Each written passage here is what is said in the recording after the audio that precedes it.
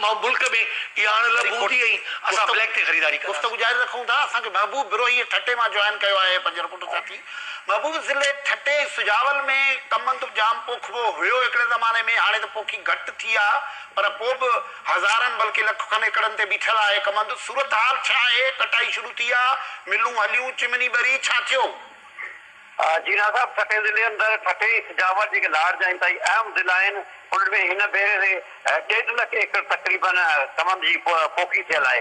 पर हिन वक़्त ताईं ठटे में हिकिड़ी शुगर मिल आहे ऐं उन सां गॾु सुजावल ज़िले में 3 शुगर मिलूं आहिनि, 4 शुगर मिलनि। अञा ताईं कंहिं बि क़िस्म जी का चिमनी न ॿारी आहे, न सेक्टर ऑफिसूं खोलियूं वयूं आहिनि, न वरी सीज़नल स्टाफ खे तलब कयो वियो आहे। जंहिं करे नई हुते सफ़ाई सुथराई जो कमु को शुरू थियो आहे, तंहिं करे इम्कान वेझराई में नज़र न पियो अचे। कमंद जा जेके आबादगार आहिनि उहे परेशान आहिनि। उन्हनि जी चवणु आहे त कमंद जी कटाई अॼु शुरू थियण में देरि थियण जे सूरत में संदन जेका कणिक जी पोखी आहे या ॿी पोखी आहे उहा मुतासिर थींदी ऐं मजबूरी तौर ते हिन वक़्तु जेका कटाई शुरू न थियण जे नतीजे में जेका कमंद जो जेको उनजी जेका मिठास आहे उहा बि घटिजी सघे थी। उन सां गॾु खोड़ सारा मसइला आहिनि उन लाइ, जंहिं करे हिन वक़्तु मजबूरी तौर ते कमंद जा आबादगार महबूब ही जेको लोअर सिंध जा ज़िला आहिनि उन्हनि में नवंबर में त कणिक जी पोखी बाक़ाइदा शुरू थी वेंदी आहे। जेकॾहिं कमंद न निकितो आहे त पोइ कणिक ते आबादगारनि जे छा असरु पवंदो, का आबादगार ॿुधाइनि था?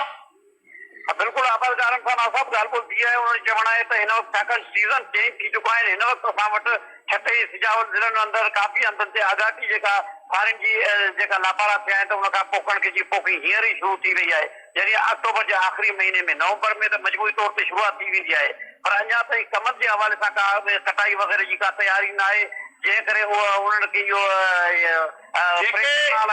जेके शुगर मिलूं बंदि पियल हुयूं, छाकाणि त इहे कमंद त शुगर मिल में वञिणो आहे।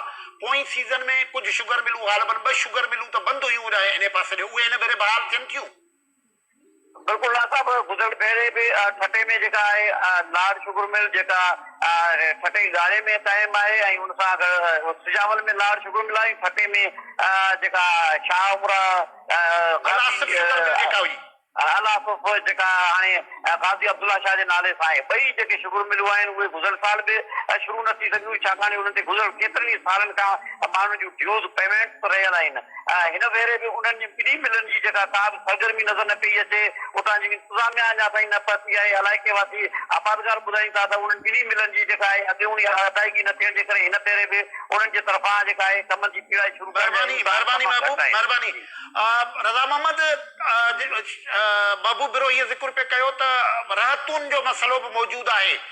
नवाब शाह में बि शुगर मिलूं आहिनि, आबादगारनि पोइ भेरे केन कमिश्नर वटि ऐं ॿियनि हंधनि ते दरख़्वास्तूं त ॾिनियूं हुयूं, पर रहतुनि जो थियो छा? सर, जीअं असां वटि